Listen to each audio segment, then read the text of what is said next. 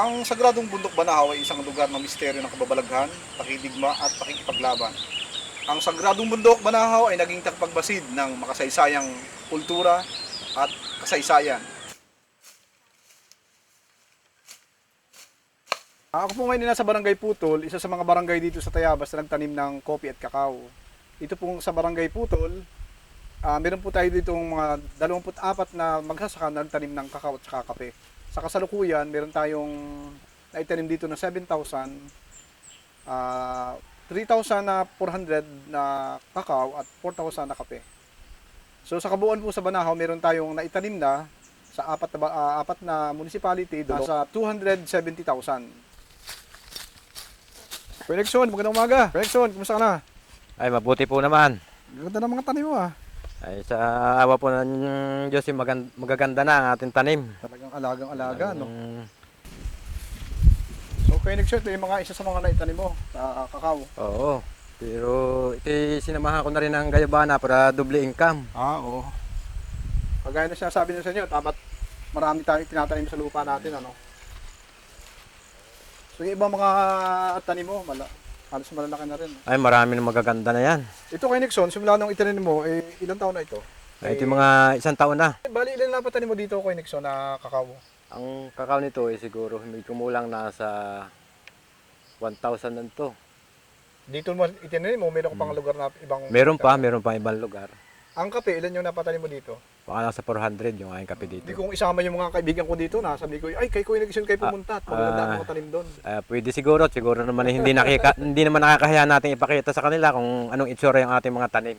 Gagawin Kung pwede kaganda. natin gawing model farm itong lugar mo. Pwede. Kasi malapit sa kalsada, magaganda ang mga tanim. Sa Quezon po, sa Banahaw area, meron po tayong 24 na barangay na nabiyayaan ng programa. Ito po sa Dolores, sa Sariaya, Candelaria at saka sa Tayabas. At tayo po ay nakapagtanim na nasa 270,000 na pananim. Saan yung lugar mo pa na itinanim, Kuya Nixon? Yan sa parting yan pa ibaba, ayan ay talagang yan, puro kape ang nandyan. Kape, meron akong na papaya para dagdag income. Kape, papaya, May guyabano. pinya, may guyabano. Talagang isang... Mayroon diyang niyog. nagagamit mo talaga yung lupa mo. Iba-iba Talagang ng mga tanim, ano? Hindi natin sinasayang. Itong Liberica, Arabica, Excelsa, at Robusta po yung pinakamarami nating ipatanim. Ito po ay patuloy nating minomonitor hanggang sa makamit nila yung kanilang ating sinasabi natin na makapagbigay tayo ng isang dagdag na kita para sa magsasaka na hindi lang sila nakabatay sa niyog, iba pa mga pananim. Ang kopi at kakao ay isa rin isang alternatibong pwede nating pagkakitaan ng ikabubuhay. Ay, connection itong kakao na ito, anong sasabi mo dito? Ito naman na yan, pagkalipas ng mga isang buwan, bali nawawala rin siya at nagpapalit siya ng dahon. Ayun naman kapalit, hindi na siya ayos na, wala nang sira. So okay lang sa iyo yan? Yung Okay lang. Dahil tuloy-tuloy naman yung kanyang paglaki, kaya kahit siya masira yung dahon, ay parang okay lang naman. Yung ibig sabihin, yung naninira, di bahagi ng ating pagbabalansin nating ekolohiya. Talaga yung merong pesting naninira at merong pesting kaibigan. Merong kaibigan nating kulisap. Ang maganda dito, hindi naman sila lagi ang namamayani dito sa tanim mo eh. Marami pa rin tayong mga kaibigan na insekto. At di ba't binanggit nga namin sa inyo na yung ganitong paninira ay ang mahalaga dyan, hindi yung buong plantation nasisira. Yan ay masira man, may babalik na panibagong dahon at yun yung mga kaibigan nating mga kulisap na nagbabantay naman dito sa punong ito. Saka ito naman sa tingin ko yan, dahil ang nasisira lang naman niya ay dahon, yung mga katawan niya, hindi naman siya naepektuhan. Siguro pagdating po na inaasahan natin takdang panahon, 3 taon, ay nakakakita tayo ng sabihin natin na bunga doon sa ating ginawang pagtatanim.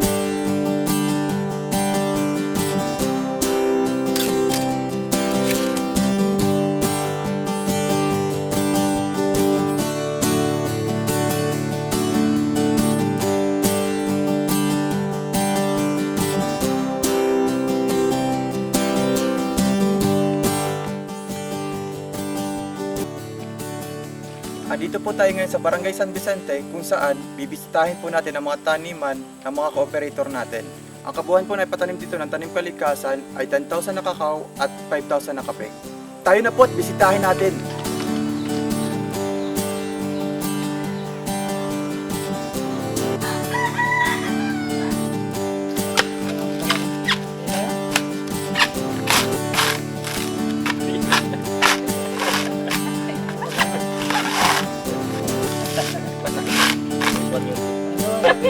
makalima pag siyapak lang.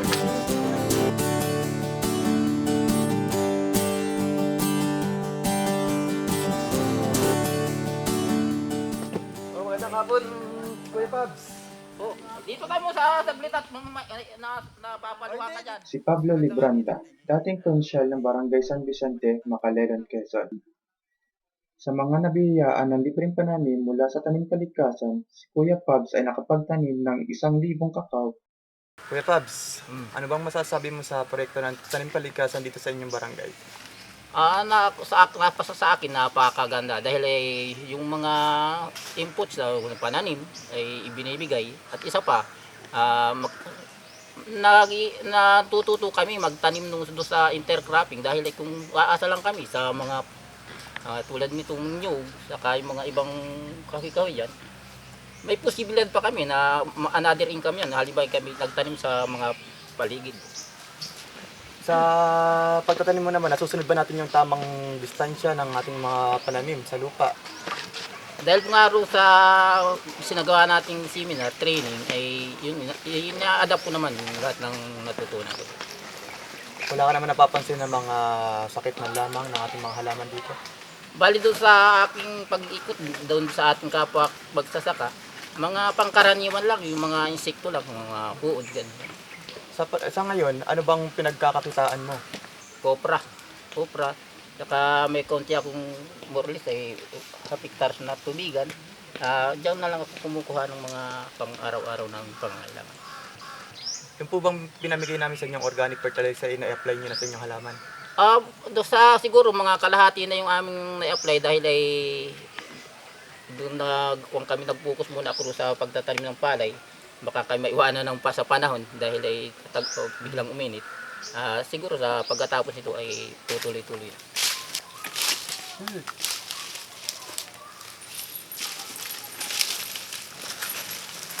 Magandang hapon ka, Terso. Wala po Kamusta po ba? Saan po ba ang lakad? Pupunta po doon sa isa kong bukid sa lupa ito. Sa project po ng tanim kalikasan dito sa inyong barangay, ano pong masasabi ninyo? Ay napakaganda niyan para sa akin. Gawa ng kami nabiyayaan ninyo ng ganyan mga pananim na amin naman pinagyayaman. Ay ko nga, ito yung swerte na natin at tayo nabigyan ng ganitong pananim.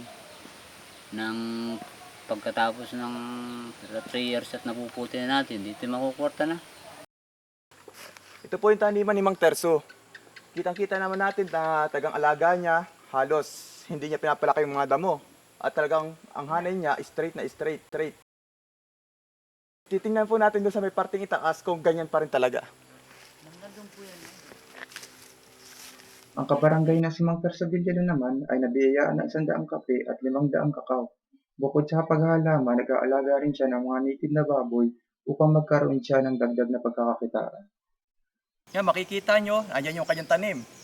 Ito yung kanyang mga intercropping. Kamuting kahoy, San Fernando, tapos sa likod ko, papaya. Tapos, ito yung kanyang pangalawa pang tanim. Maganda to, at okay to.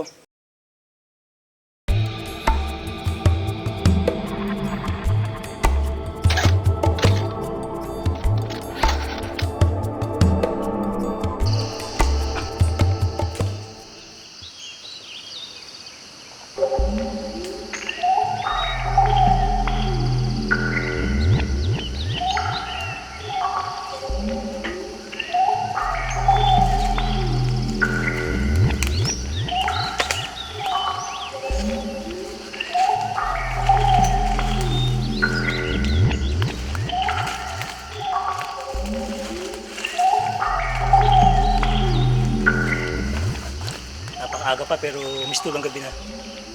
Ganito po talaga pag tayo nasa lalim ng napakaraming puno, nagkalaki yung puno. Tayo po nasa bahagi ng Barangay Gumian, nasasakupan po siya ng Sierra Madre o Southern Sierra Madre sa bayan po na Impanta. Ito pong watershed ito ay napakalaking papel na ginagampanan sa barangay nito dahil ito ay nagsisilbing tubig kanlungan o pinagkukunan ng tubig na inumin ng mga taga rito. Reyna area, Real Impanta Nakar. Naalala ko pa noong 2004, nagkaroon dito na isang napakalaking dilubyo o landslide. Ano ang dahilan? Ilang araw na walang tigil ng ulan napakalakas ng ulan.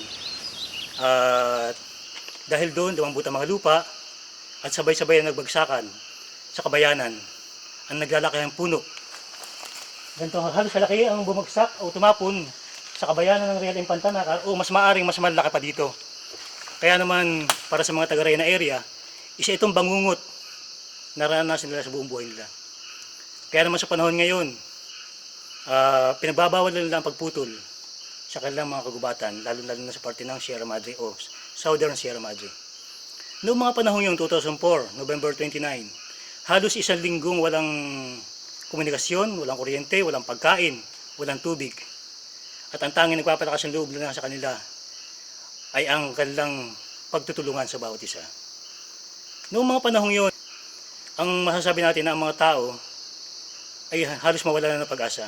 Subalit lumipas ang panahon, sa tulong na rin ng iba't ibang sektor ng mga NGO, ng munisipyo, ng nasyonal, muling bumangon ang Infanta, ang Real at ang Nakar. Kabahagi po tayo doon ng tanim kalikasan na naghain ng tulong sa nasabing tatlong bayan.